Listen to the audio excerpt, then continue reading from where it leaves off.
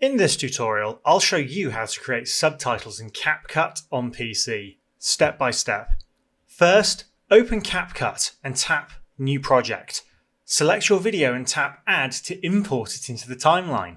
Next, tap on Text at the top of the screen, then choose Add Text. Type your subtitles into the text box. You can adjust the font, size, colour, and position using the tools on the screen. To sync the subtitle with your video, drag the text layer in the timeline to match the clip's audio. You can also trim the edges to adjust the duration.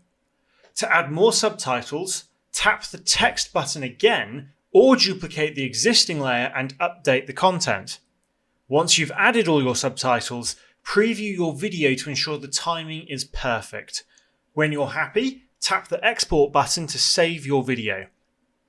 And that's it. Now you know how to add subtitles to your video using CapCut on PC. Thanks for watching.